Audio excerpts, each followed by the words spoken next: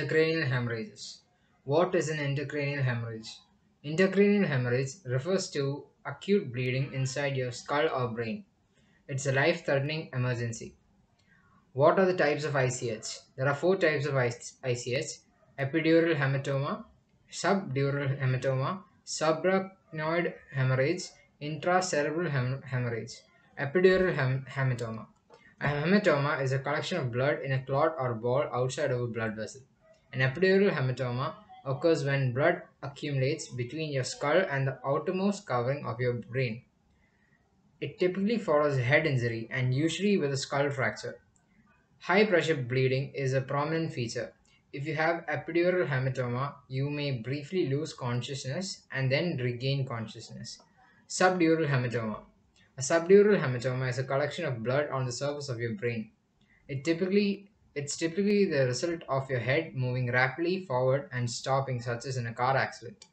However, it could also suggest abuse in children. This is the same type of movement a child experiences while being shaken. Subdural hematoma is more common than the other ICHs in older people and people with history of heavy alcohol use. Subarachnoid hemorrhage. A subarachnoid hemorrhage is when there's bleeding between the brain and the thin tissues that cover the brain. These tissues are called meninges. The most common cause is trauma, but it can also be caused to rupture a major blood vessel in the brain, such as from an intracerebral aneurysm. A sudden sharp headache usually comes before a subarachnoid hemorrhage.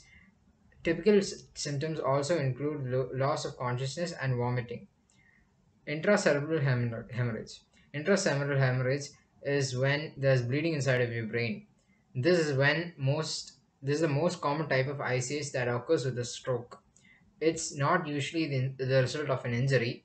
A prominent warning sign is the sudden onset of neurological defect. This is a problem with your brain's functioning. The symptoms progress over minutes to hours.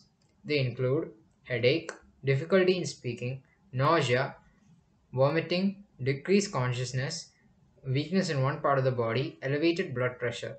Who is at risk for ICH? Most ICHs are due to a head injury. Any activities or lifestyle choices that put you at risk for a head injury can lead to ICH. Factors that increase your risk include a family history of ICH, heavy alcohol use, hypertension, cigarette smoking, the use of certain drugs such as amphetamines, cocaine, and MDMA, and extreme physical condition.